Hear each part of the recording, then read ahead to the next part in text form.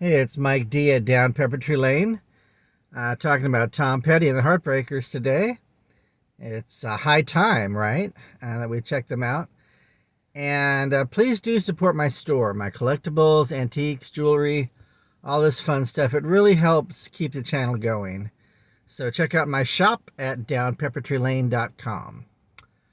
All right. So, I hit junior high school in around 77. And my first memories of Petty was the rock magazines were covering him, like Circus Magazine and Cream. And he was on some FM radio, not really AM hits yet. Possibly American Girl. I might have heard on AM, but rock radio was picking him up early, and songs like Breakdown and American Girl were being played. And he had kind of a cool look. I read a book about him, and I found out he grew up in Florida, kind of semi-poor, and really had a hard Scrabble life, and had to struggle as a musician, play all the country clubs and school dances and fairs and bars and any gig he could get to pull himself up by his bootstraps. And in the process, he became a really good, talented musician. And it took years and years and years to own his skills. But the artists in my generation, the 70's group, that's the way they came up. That's why so many of them were extremely talented and professional by the time they made it. They were just owning their craft for years and years. Not just Tom Petty, but all of them, really. They all came up through the bar band circuit. And so his albums were coming out. He kind of hit big in England first, actually. For some reason, he wore a leather jacket at the time. They thought he might be kind of punkish. His attitude was punkish, but he was a rocker. And he started getting good critical reviews, and finally, he started pulling down like a gold album here or there, and he was up on the boards. Now, like ninth grade, when I hit ninth grade junior high in 79, I mean, he came out with a record that just nailed it. That just was all over the school. Everybody owned Tom Petty and the Heartbreakers, Damn the Torpedoes. That was just a cool album to buy at that moment.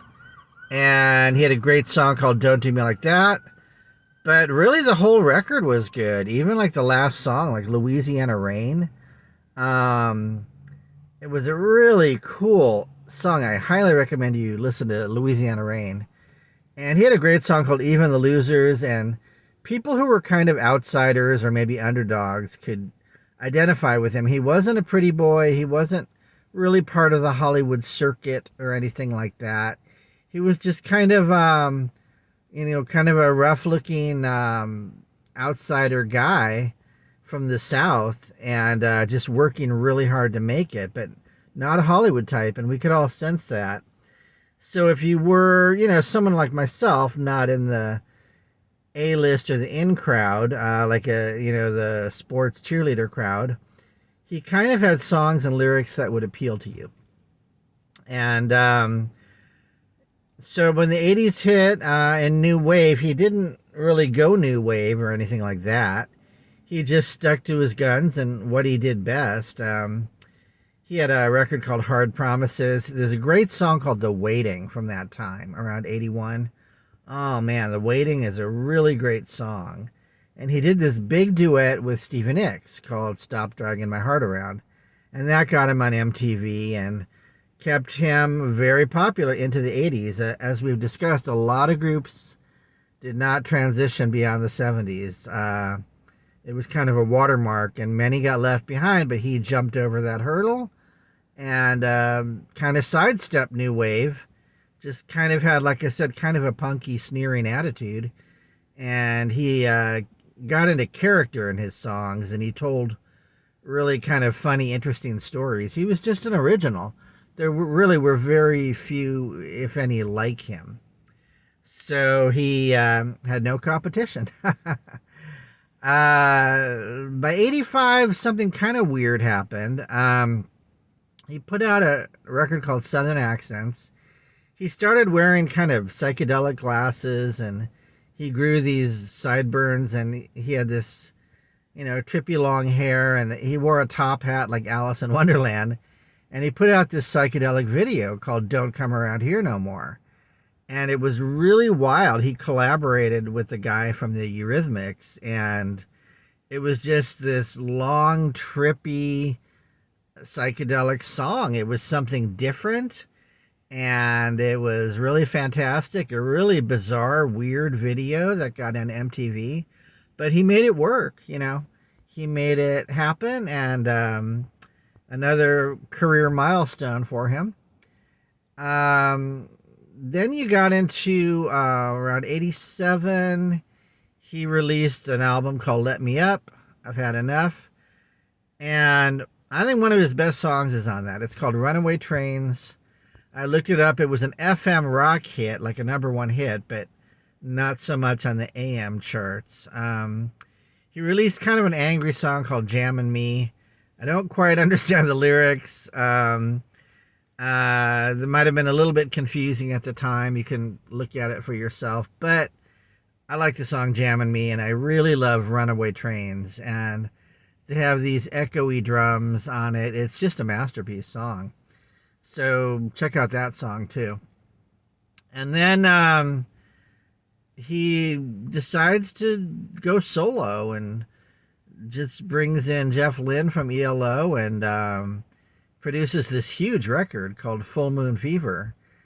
And Free Fallin' is played on the radio all the time to this day. It's just one of his signature songs. And, multi-million selling record. And then he gets back with the Heartbreakers in the 90s. And once again, a lot of bands do not make it through the 80s. Especially a lot of new wave bands like the Cars, they just kind of end right around that time. Or Talking Heads, they just kind of disappear and they're not really heard from again unless they reunite. But he's able to jump into the 90s rock scene with Into the Great Wide Open. A really cool video he gets on MTV, and just a couple big hit records on that one. Learning to Fly is the one I highly recommend, and that was on MTV a lot.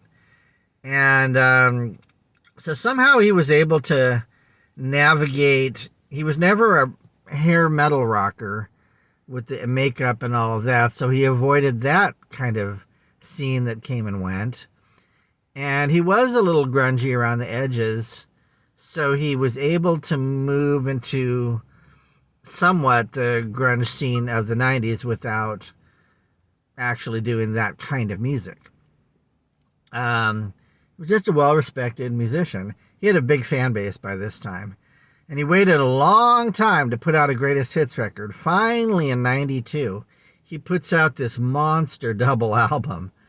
And it sells massively. It becomes a diamond album. If you know what a diamond is, it means 10 million sold. So everybody went out and bought this greatest hits. It was fantastic. And it had Last Dance with Mary Jane, which is one of his greatest videos and songs. Really trippy and weird and, just really different. You have to really enjoy that one. And his kind of sardonic and dark humor really shines through. So then we're getting deeper into grunge by 93, and he just digs into his studio and goes solo and does Wildflowers. And Wildflowers is a massively successful record.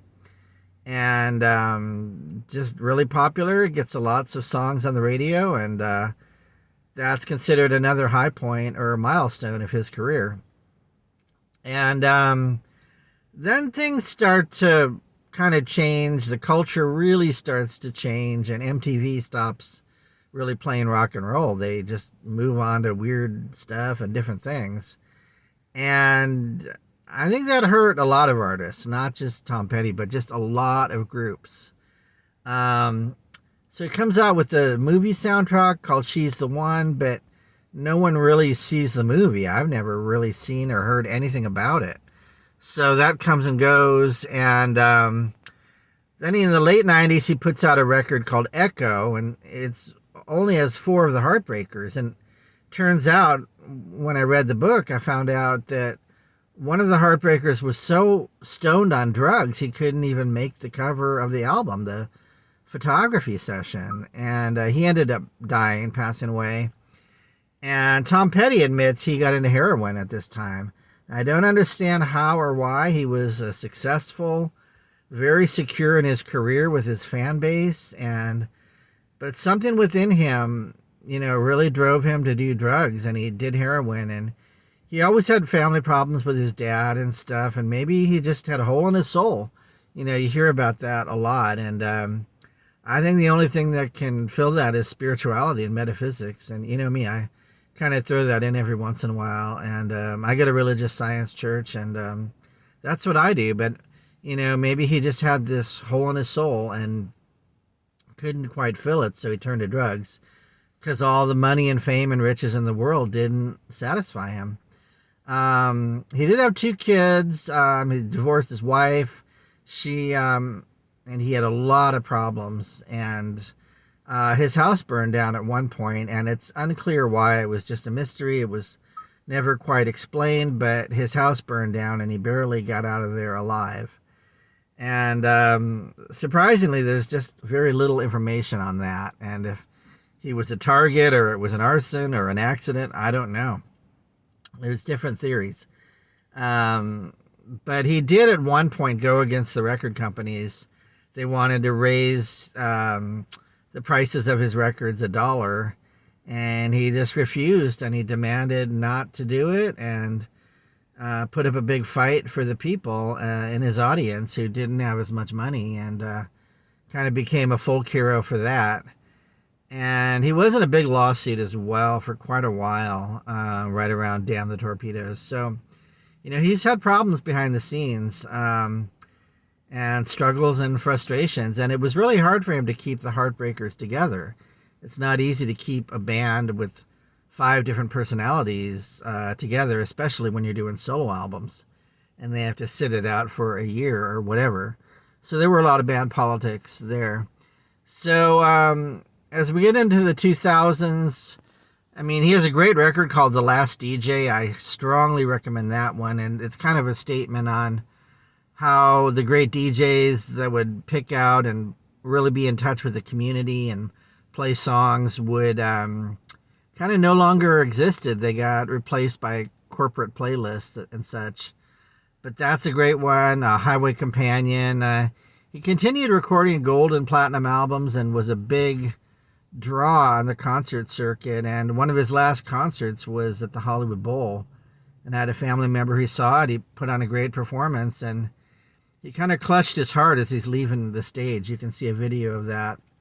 And he passed on just a few days after. Just had a lot of stress in his life. And he's really become a legend and left a great legacy behind. And you can dig into his music. But he was just an American hero, So check out the music of Tom Petty solo and with the Heartbreakers.